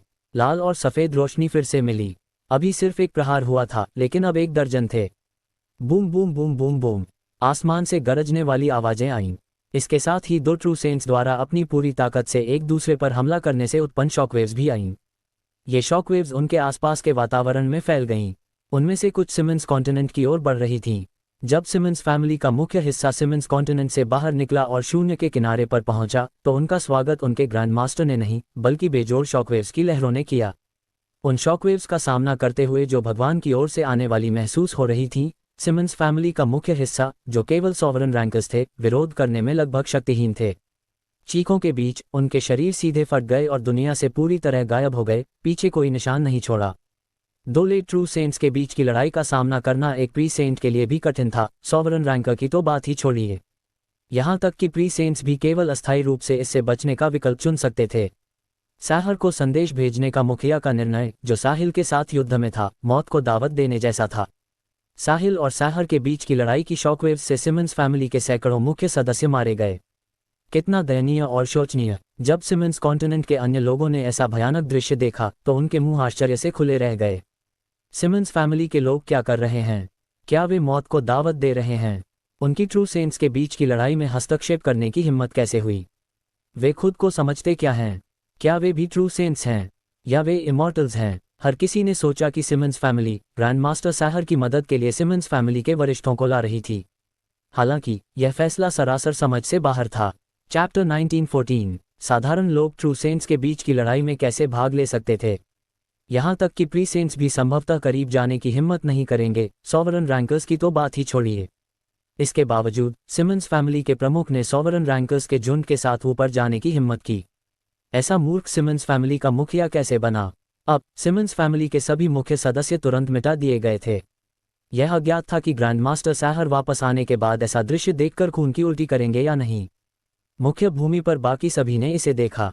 बेशक सिमंस फैमिली के लोगों ने भी इसे देखा। वे अभी तक सदमे से उबर नहीं पाए थे। मुखिया मर गया, परिवार के मुख्य सदस्य भी सब मर गए। सिमंस फैमिली बर्बाद हो गई है। हम बर्बाद हो गए हैं। सिमंस फैमिली के कुछ शेष गौण सदस्यों ने चुपचाप पीछे हटना शुरू कर दिया। वे सिमंस कॉन्टिनेंट छोड़ने और तब से अपनी असली पहचान छिपाने की तैयारी कर रहे थे। कुछ लोगों को ग्रैंड मास्टर साहर पर भरोसा था और उन्होंने सोचा कि ग्रैंड मास्टर साहर जीतेंगे, इसलिए वे रुके रहे। वे अपनी सारी संपत्ति और जान के साथ इस पर दांव लगाना चाहते थे। यद्यपि सिमंस फैमिली के मुख्य सदस्य सब मर चुके थे, फिर भी सिमंस फैमिली तब तक नहीं बिखरेगी जब तक ग्रैंड मास्टर जीवित हैं। ये तब गौण परिवार के सदस्यों के लिए अवसर होगा। जब ग्रैंड मास्टर विजय के साथ लौटेंगे तो करने के लिए 1000 काम होंगे, इसलिए उन्हें बहुत सारी प्रतिभाओं की आवश्यकता होगी। गौण सदस्य सिमंस फैमिली के प्रत्यक्ष वंशजों के दमन के नीचे कभी भी बहुत अधिक चमक नहीं सकते थे। हालांकि अब यह अलग था। मुख्य सदस्य सब मर चुके थे, इसलिए अब उनका समय था। साहर, जो शून्य में लड़ रहा था, उसे नहीं पता था कि उसने सिमंस फैमिली के सभी मुख्य सदस्यों को मार डाला है। यदि उसने अभी साहिल की ओर एक के बाद एक दर्जनों हमले जल्दबाजी में नहीं भेजे होते तो साहिल अपनी तलवार से पलटवार नहीं करता। तब शॉकवेव्स नहीं बनती और सिमंस फैमिली के लोग वहां आ पाते। अगर साहर जानता कि कहीं साहिल जैसा शक्तिशाली ट्रू सेंट छिपा हुआ है तो वह निश्चित रूप से साहिल से फिर कभी नहीं लड़ता। अगर वह सिर्फ साहिल होता तो वह लड़ाई जीत सकता था और थोड़ी कीमत चुकाने के बाद साहिल से कुछ हासिल कर सकता था। अगर कोई और ट्रू सेंट होता तो वह कितनी भी कोशिश कर ले, वह जीत नहीं सकता था। तो फिर लड़ने की जहमत क्यों उठाई जाए? साहर फिलहाल अपने गुस्से को पी जाने का विकल्प चुनता, अपनी चोटों के ठीक होने का इंतजार करता और साहिल से बदला लेने जाने से पहले अपनी पीक ट्रू सेंट ताकत वापस पा लेता। अब बहुत देर हो चुकी थी। सिमंस फैमिली के सभी मुख्य सदस्य मर चुके थे और कोई भी यह संदेश साहर तक नहीं पहुंचा सकता था। उसने सोचा कि साहिल ही एकमात्र प्रतिद्वंद्वी है, इसलिए उसने आज इस युवक को ऐसा सबक सिखाने के लिए कुछ कीमत चुकाने का फैसला किया जिसे वह कभी नहीं भूलेगा। साहिल और साहर भी इस लड़ाई के माध्यम से अपने कौशल को निखार रहे थे और अपने युद्ध के अनुभव को बढ़ा रहे थे। साहिल जानता था कि प्रतिद्वंद्वी सैकड़ों हजारों वर्षों तक जीवित रहा था, इसलिए उसके पास बहुत सारे ट्रम्प कार्ड्स होंगे। हालांकि वह भी कमजोर नहीं था। उसका क्लोन अभी भी हाई डायमेंशनल स्पेस में था, किसी भी समय कार्रवाई करने की प्रतीक्षा कर रहा था। Chapter 1915 boom boom boom. शून्य में लड़ाई जारी रही।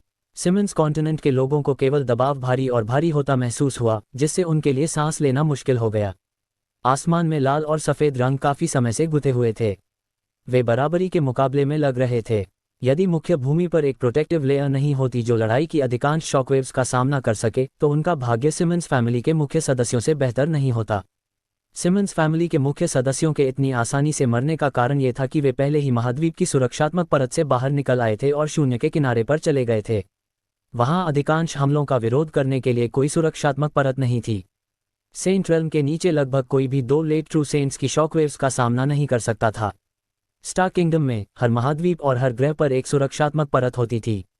यह मानव निर्मित नहीं थी, बल्कि महाद्वीपों और ग्रहों द्वारा स्वयं रक्षा के साधन के रूप में निर्मित की गई थी। ये सुरक्षात्मक परतें शून्य में विभिन्न प्राकृतिक आपदाओं का विरोध कर सकती थीं, जिससे इसके निवासियों को जीवित रहने में मदद मिलती थी। ग्रह जितना बड़ा होगा, रक्षा उतनी ही मजबूत होगी। ग्रह की सुरक्षात्मक परत से भी मजबूत चीज महाद्वीप की सुरक्षात्मक परत थी। इस वजह से स्टार किंगडम के महाद्वीप लगभग हमेशा प्रमुख शक्तियों के कब्जे में रहते थे। न केवल इसलिए कि महाद्वीप पर संसाधन अधिक प्रचुर थे, बल्कि इसलिए भी कि महाद्वीप की सुरक्षात्मक परत बहुत मजबूत थी, इसलिए उस पर रहना सुरक्षित होगा। यदि किसी महाद्वीप या ग्रह के ऊपर कोई सुरक्षात्मक परत नहीं थी, तो इसका मतलब होगा कि वह विनाश के कगार पर पहुंच गया है। शून्य में कोई भी सामान्य प्राकृतिक आपदा असुरक्षित महाद्वीप या ग्रह पर सब कुछ नष्ट कर सकती है। दोनों ने सैकड़ों प्रहारों का आदान प्रदान किया, लेकिन उनमें से किसी ने भी दूसरे को कोई नुकसान नहीं पहुंचाया। साहर और अधिक भयभीत हो गया। ये बच्चा कहाँ से आया? यद्यपि वह अपनी चोटों से उबरने के लिए एकांतवास में था, फिर भी वह कभी कभी स्टार किंगडम की संरचना के बारे में जानने के लिए बाहर आता था।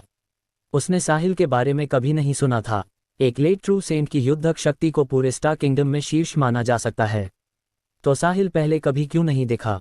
इसके अलावा वह लाल लंबी तलवार उसकी एक्सिक्यूशनर स्वॉर्ड को नुकसान पहुंचा सकती थी, इसलिए ये प्रथम श्रेणी के सोल बाउंड वेपन्स में सबसे अच्छी होनी चाहिए। साहर को भी ऐसे प्रतिद्वंद्वी का सामना करने में परेशानी महसूस हुई। वह जानता था कि अगर उसने कुछ तरकीबें नहीं निकाली तो उसे नुकसान उठाना पड़ेगा। जितना अधिक समय खींचेगा उसके लिए उतना ही बुरा होगा। आखिरकार प्रतिद्वंद्वी युवा था और उसकी युद्धक शक्ति अपने चरम पर थी। इसके अलावा साहर अभी भी घायल था। अपना मन बनाने के बाद साहर ने गुप्त रूप से ताकत जमा करना शुरू कर दिया, अपने एक तुरुप के पत्ते का उपयोग करने और एक ही प्रहार से जीतने की तैयारी करने लगा। तुरुप के पत्ते का उपयोग करने से उसके शरीर पर एक निश्चित बोझ पड़ेगा। वह इसे तब सहन कर सकता था जब वह घायल नहीं था, लेकिन अब जब वह अभी भी घायल था तो ये केवल उसकी स्थिति को खराब करेगा।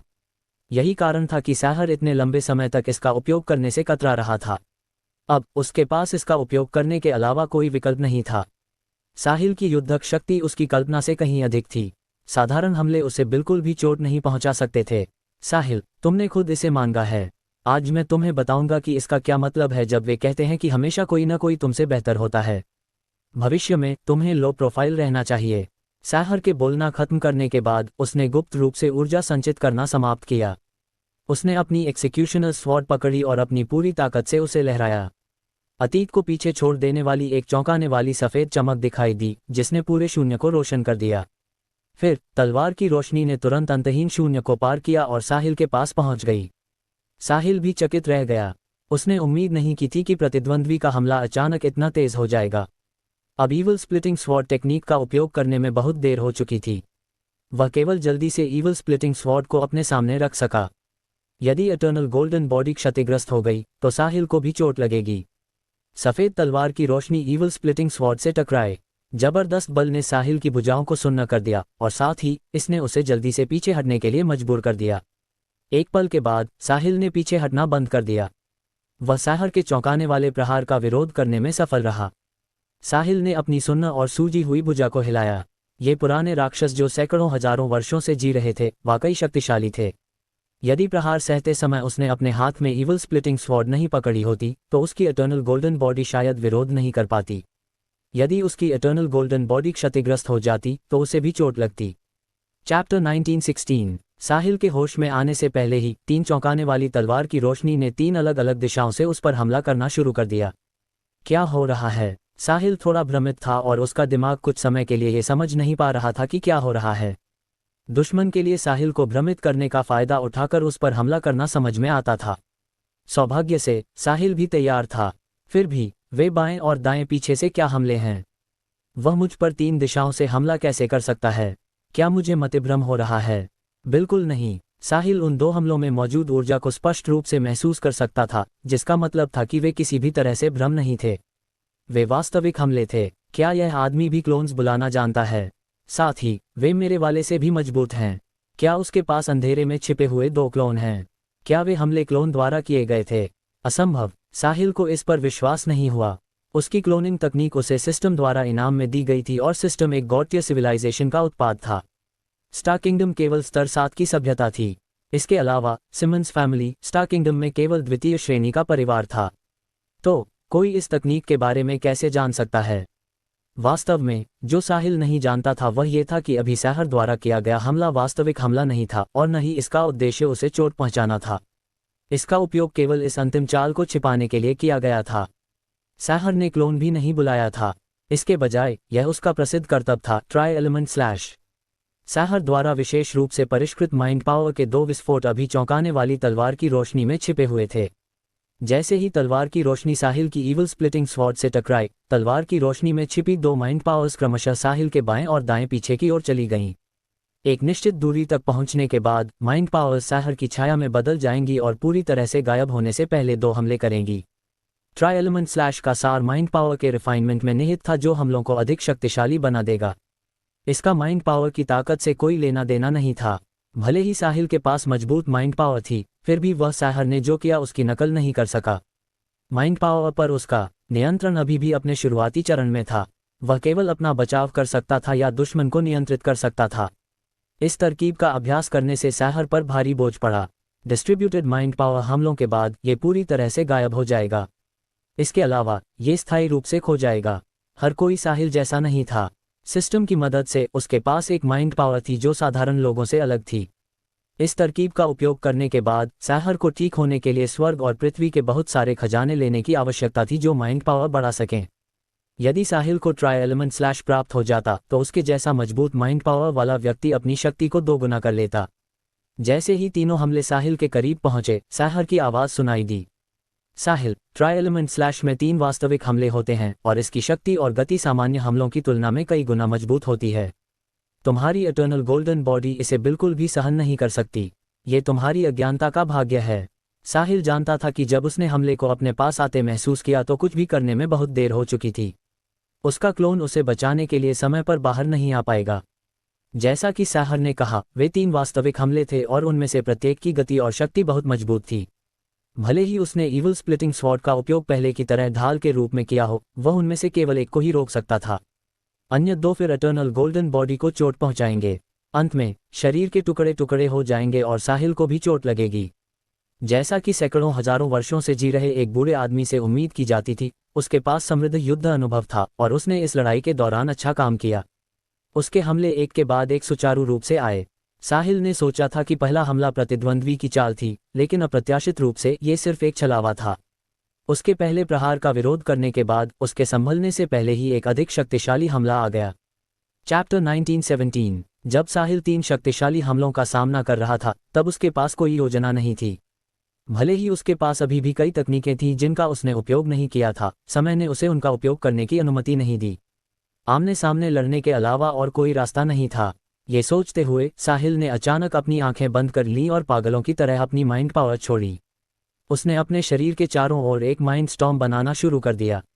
जब उसकी माइंड पावर अभी रूलर रैंक पर थी, तब वह चरम तक संकुचित होने पर प्री-सेंट नेक के हमले का 10% विरोध कर सकता था।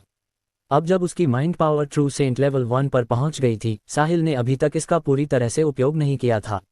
उसे नहीं पता था कि यह कितनी मजबूत हो गई है। भले ही एक हिस्सा क्लोन को नियंत्रित करने के लिए आवंटित किया गया था, शेष मात्रा अभी भी काफी डरावनी होगी। माइंड पावर को साहिल के सबसे महत्वपूर्ण पत्तों में से एक कहा जा सकता था। इस पूरे सफर में उसकी माइंड पावर ने बहुत महत्वपूर्ण भूमिका निभाई थी और पहले कई बार उसकी रक्षा की थी। इस क्षण उसे एक बार फिर विश्वास था कि वह निराश नहीं होगा। बूम बूम बूम, तीनों हमले लगभग एक साथ पहुंचे। शक्तिशाली बल ने शून्य को हिला दिया। साहर ने संतोष के साथ अपनी उत्कृष्ट कृति को देखा। साहिल ऐसे एक शक्तिशाली हमले को सहन नहीं कर पाएगा, 3 की तो बात ही छोड़िए। ट्राई एलिमेंट स्लैश की यही डरावनी बात थी। ये दुश्मन की हरकत को 3 दिशाओं से सील कर देगा, जिससे वह चकित रह जाएगा। ये बहुत तेज भी था, इसलिए प्रतिद्वंद्वी के पास प्रतिक्रिया करने का समय ही नहीं होगा। यह अफसोस की बात थी कि ऐसी चाल से उपयोगकर्ता को हर बार उपयोग करने पर अपनी माइंड पावर का एक हिस्सा खोना पड़ता था। इसके अलावा इसका उपयोग लगातार नहीं किया जा सकता था, अन्यथा ये शरीर को बहुत नुकसान पहुंचाएगा। साहिल की स्थिति को घूर रहा था, धुआं साफ होने का इंतजार कर रहा था ताकि देख सके कि साहिल की चोटें कितनी गंभीर थीं। उसके पीछे का शून्य अचानक फट गया। एक आकृति दरार से जल्दी बाहर निकली और बाहर आते ही उसने अपनी इटर्नल गोल्डन बॉडी धारण की और हाथ में गॉड ऑफ थंडर हैमर लहराया, जो अनगिनत बिजली के झटकों से ढका हुआ था, और उसे साहर के सिर पर दे मारा। यदि हथौड़ा साहर पर लगा तो उसका नुकसान उसके द्वारा दिए गए चौंकाने वाले प्रहार से कम नहीं होगा। जब उसने पीछे से खतरा महसूस किया, साहर ने काफी तेजी से प्रतिक्रिया की, प्रहार से बचने के लिए अपना सिर घुमाया। हालांकि गॉड ऑफ थंडर हैमर फिर भी उसके कंधे पर लगा। स्मैश! साहर की इटर्नल गोल्डन बॉडी साहिल के क्लोन की चपेट में आ गई। उसका बायां कंधा और बायां हाथ दोनों एक ही समय में चकनाचूर हो गए। विशाल बल के तहत साहर का शरीर शून्य के तल पर जा गिरा। गॉड ऑफ थंडर हैमर की बिजली ने साहर के पूरे शरीर को पैरालाइज्ड कर दिया। इस प्रहार के बाद वह गंभीर रूप से घायल हो गया था। जब साहर ने खुद को गिरने से रोका और फिर से मूल ऊंचाई पर लौटा, तो वह चौंक गया। वह आदमी कौन है जिसने उस पर हमला किया अगर वह साहिल नहीं था? ये कैसे हो सकता है? क्या साहिल मेरे ट्राई एलिमेंट स्लैश से घायल नहीं हुआ? वह मेरे पीछे कैसे प्रकट हुआ? साहिल को ट्राई एलिमेंट स्लैश से भी तेज स्पेस फाड़ने और हाई डायमेंशनल स्पेस में प्रवेश करने का समय कैसे मिला? तुमने ये कैसे किया? साहर ने साहिल को एकटक देखते हुए पूछा। क्या तुम्हें लगता है कि यह करना मुश्किल है? साहिल ने कंधे उचकाए और तिरस्कार के साथ उत्तर दिया, नहीं, तुम साहिल नहीं हो। तुम कौन हो? साहर ने ध्यान दिया कि कुछ ठीक नहीं था। भले ही यह व्यक्ति दिखने में साहिल जैसा ही था, लेकिन उसके पास एक अलग हथियार था। साहिल लाल लंबी तलवार का उपयोग करता था, जबकि यह आदमी बिजली के झटकों वाला हथौड़ा उपयोग कर रहा था। वह जानता था कि साहिल उसके ट्राई एलिमेंट स्लैश से नहीं बच सकता था। मैं साहिल हूँ, साहिल के क्लोन ने मुस्कान के साथ कहा। साहर ने फिर अपनी नज़र उस ओर घुमाई जहां साहिल पर हमला किया गया था। धुआं धीरे धीरे साफ हो गया। चैप्टर 1918 असली साहिल भी उसकी आंखों के सामने प्रकट हुआ। नतीजे ने उसे फिर से चौंका दिया। मूल रूप से उसने सोचा था कि साहिल की एटर्नल गोल्डन बॉडी उसके ट्राई एलिमेंट स्लैश के नीचे चकनाचूर हो जाएगी, फिर साहिल भी गंभीर रूप से घायल हो जाएगा। अप्रत्याशित रूप से साहिल की एटर्नल गोल्डन बॉडी अभी भी अपनी जगह पर खड़ी थी। हालांकि यह थोड़ा पस्त दिख रहा था, लेकिन इसे कोई बड़ा नुकसान नहीं हुआ था। यह हथौड़े की मार खाने के बाद साहर जितना भी घायल नहीं था। आखिर साहिल ने ट्राई एलिमेंट स्लैश को कैसे रोका? ये व्यक्ति कौन है जो बिल्कुल साहिल जैसा दिखता है? साहर के मन में बहुत सारी शंकाएं थीं। साहिल, तुम बहुत चालाक हो। तुम्हारे लिए अंधेरे में छिपकर मुझ पर हमला करने का इंतजाम करना बहुत शर्मनाक है। तुमने सभी ट्रू सेंट्स को पूरी तरह शर्मिंदा कर दिया है। साहर ने अपने शरीर की सुन्नता को सहते हुए जोर से ताना मारा। यदि सफल हुए तो राजा कहलाओगे और पराजित हुए तो डाकू। यही सच है, तो किसे परवाह है कि यह शर्मनाक है? साहिल ने बिना पलक झपकाए पलटवार किया। उसे इन बातों की परवाह नहीं थी। इस बात का जिक्र न करें कि उसका क्लोन मूल रूप से उसकी अपनी तकनीकों में से एक था। भले ही वह अपनी मदद के लिए किसी ट्रू सेंट को ला सकता था, इसका मतलब ये होता कि वह सक्षम है। किसने निर्धारित किया है कि सभी लड़ाइयाँ एक बनाम एक होनी चाहिए? क्या किसी मजबूत व्यक्ति के लिए किसी कमजोर व्यक्ति को सताना उतना ही शर्मनाक नहीं होगा? साहिल का मानना था कि यदि सिमंस फैमिली के पास एक और ट्रू सेंट होता तो वे निश्चित रूप से उस पर एक साथ हमला करते। यही सच्चाई थी। ठीक है, बहुत अच्छा। मैं साहर सिमंस हार स्वीकार कर रहा हूं। तुम अब जा सकते हो। सिमंस कॉन्टिनेंट तुम्हारा स्वागत नहीं करता, साहर ने व्यथित होकर कहा। साहर दो शक्तिशाली ट्रू सेंट से लड़ना नहीं चाहता था, अन्यथा उसकी चोटें केवल और खराब होंगी। क्या लड़ना बंद करें? मुझे अभी पर्याप्त मजा नहीं आया है, साहिल ने अपना दाहिना हाथ उठाते हुए कहा, साहर की ओर ईवल स्प्लिटिंग स्वॉर्ड तानते हुए।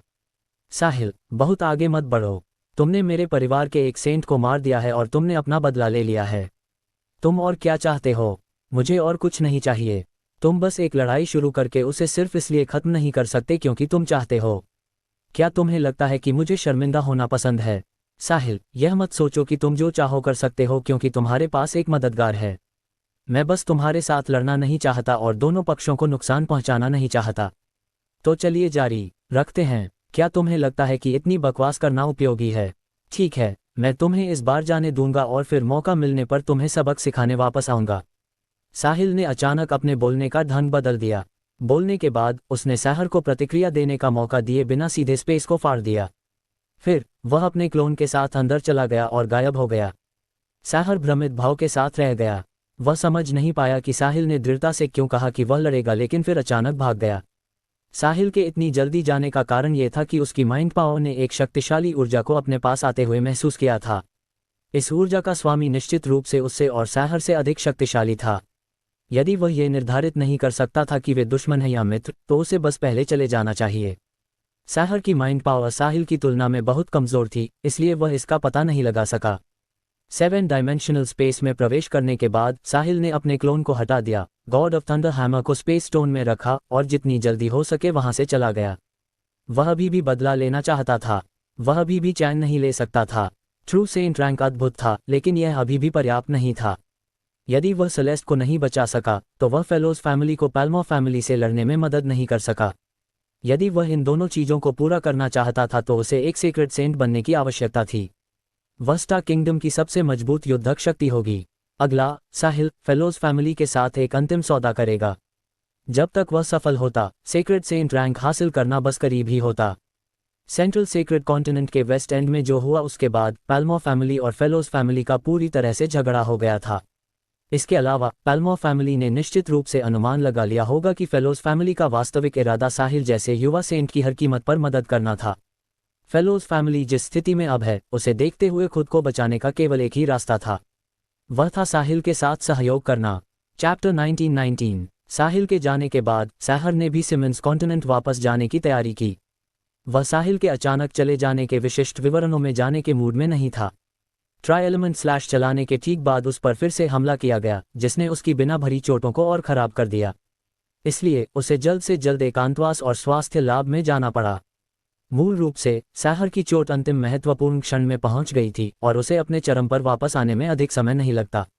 इस लड़ाई के बाद इसमें कुछ और समय लगेगा। कारण ये था कि ट्राई एलिमेंट स्लैश ने काम नहीं किया और उस पर हमला किया गया।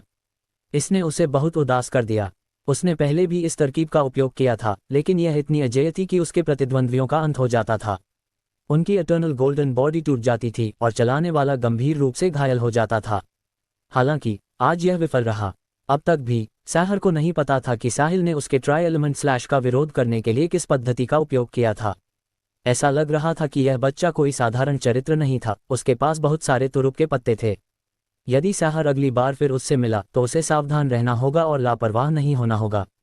जहां साहिल ने स्पेस फाड़ा था, उस स्थान को देखने के बाद साहर मुड़ा और सिमंस कॉन्टिनेंट की ओर चल दिया। कुछ ही क्षणों बाद सिमंस कॉन्टिनेंट से एक दहाड़ सुनाई दी। साहिल, ये बिल्कुल अक्षम्य है।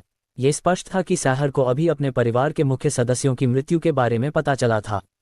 मूल रूप से उसका परिवार, जिसमें 2 सेंट्स थे, उन्नति पर था। अब केवल साहर बचा था। जो मुख्य सदस्य सॉवरन रैंकर्स थे, वे लगभग सभी मिटा दिए गए थे। जो कुछ बच गए थे वे थे जो बाहर मिशन कर रहे थे और वापस नहीं आए थे। सिमंस फैमिली की ताकत और प्रतिष्ठा निश्चित रूप से गिरेगी।